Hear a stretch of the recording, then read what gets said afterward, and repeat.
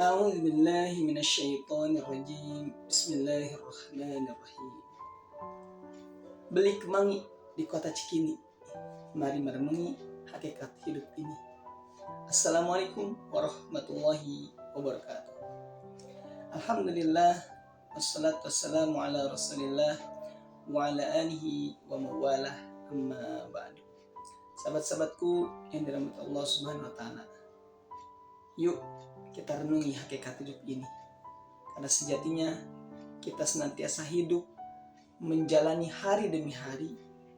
Ada yang tahu apa kemana tujuannya. Ada yang tidak tahu buat apa hidup ini. Bahkan ada yang dia tidak menyadari apa untungnya ia hidup. Dan itulah kenapa kita harus merenungi hakikat daripada hidup ini. Kalau orang Islam, jelas panduannya. Allah berfirman dalam Al-Quran, "Wa ma khalaqtul jinna wal insa illa liya'budun." Allah begitu berfirman. Tidaklah aku ciptakan jin dan manusia kecuali untuk ibadah. Jadi sejatinya hidup ini adalah untuk ibadah, teman-teman. Kalau ibadah itu seperti sholat, zakat, puasa, naik haji, kemudian bersedekah, itu namanya ibadah. Dan ibadah tidak hanya itu saja. Banyak hal yang bisa menjadi ibadah ketika diniatkan karena Allah. Karena sejatinya kita hidup di dunia ini bagian daripada takdir Allah. Allah merancang kita menjadi manusia. Kita bersyukur. Kenapa? Karena Allah tidak menjadikan kita seperti jadi binatang. Atau kita tidak dijadikan menjadi malaikat. Karena kalau malaikat, ketika Allah perintahkan A, dia akan melakukan A. Kalau jadi binatang, dia hanya hidup di dunia ini saja. Ketika nanti sudah ada di akhirat, sudah tidak akan lagi ada kehidupan buat binatang. Nah, oleh karenanya kita bersyukur. Allah menakdirkan kita menjadi manusia. Kita adalah keturunan dari Nabiullah Adam alaihissalam yang dulu pernah tinggal di surga. Karena melakukan sebuah kesalahan, akhirnya Allah turunkan ke bumi. Dan hari ini kita di sini dalam rangka agar bisa kembali ke kampung halaman kita. Oleh karenanya teman-teman, kita perlu yang namanya berupaya supaya benar-benar bisa pulang kampung ke surga, bukan ke negeri sebelahnya. Apa itu? Neraka. Karena jelas Allah sudah menciptakan dua itu, tempat kembali. Yang pertama surga, yang kedua neraka. Na'udzubillahi min dzalik. Kalau kita harus kembali ke neraka, atau mungkin kita kembali ke surga, nyemplung dulu ke neraka, na'udzubillahi min dzalik. Karena sejatinya kata Rasulullah bahwa umatku itu semuanya akan masuk ke dalam surga. Tapi di akhir kalimatnya illa man aba, kecuali yang enggak mau. Siapa yang enggak mau? Yang tidak mentaati Allah dan Rasulnya. Dia tidak yakin dengan Allah. Dia tidak beriman kepada Rasulullah. Dia menolak kebenaran karena kesombongannya. Atau apa saja. Atau memang karena Allah tidak memberikan hidayah kepadanya. Makanya sangat-sangat kita bersyukur. Kita ini meskipun belum tahu nanti seperti apa akhirnya, tapi setidaknya kita hari ini buat orang-orang muslim, kita memiliki kunci utama untuk bisa masuk surga. Apa itu? Iman. Iman kepada Allah. Bukan kepada Lat wal Uzza, bukan kepada berhala, bukan kepada presiden, bukan kepada orang yang kita ditakuti, bukan. Tapi kita beriman kepada Allah yang menciptakan semua yang ada di sekitar kita, termasuk bumi ini, termasuk pasangan kita, termasuk atasan kita, termasuk pekerjaan-pekerjaan yang kita jalani. Allah yang sudah menyeting itu semua. Dan orang yang paling bahagia dalam hidup ini bukan mereka yang kaya, bukan mereka yang jabatannya mentereng, bukan seperti hari ini Pak Jokowi sebagai presiden, kemudian mau digantikan dengan presiden yang baru setelah kemarin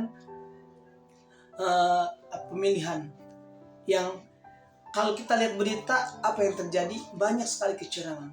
Tapi ya itu sudah berlalu. Kita berharap ke masa yang akan datang, mudah-mudahan kecurangan yang kemarin terjadi itu benar-benar bukan hal yang dilakukan oleh pemimpin terpilih kita hari ini.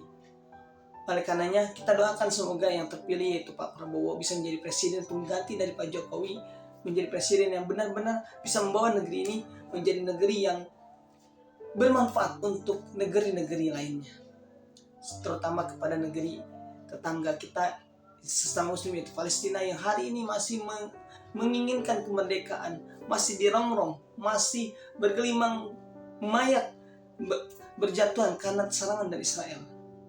Kita doakan mudah-mudahan saudara kita, saudara teman-temanku di Palestina sana, Allah berikan kesabaran, Allah berikan kekuatan, Allah hadirkan kemenangan di sana, Allah hadirkan kemerdekaan sebagaimana Allah telah menakdirkan kemerdekaan untuk negeri kita yang tercinta 79 tahun. Masya Allah, kita perlu bersyukur karena kita tinggal di tempat yang aman, tempat yang kalau kita ibadah, Masya Allah, kita tuh di sini ibadah tinggal mau, nggak disuruh tinggal ke masjid aman, nggak ada pistol, nggak ada rudal lewat. Kalau di Palestina sana, Masya Allah, untuk cari makan susahnya, untuk ibadah nggak bisa tenang, untuk belajar apalagi jiwa raganya itu benar-benar sudah dalam ancaman bom lah, serangan lah dan sebagainya. Dan ini bagian daripada kesyukuran yang harus kita benar-benar syukuri, teman-teman. Kita 79 tahun Allah takdirkan kemerdekaan buat negeri kita, dan mudah-mudahan di sisa-sisa usia kita negeri ini bisa menjadi negeri yang baldatun thayyibatun wa rabbun ghafur, sejahtera untuk rakyatnya.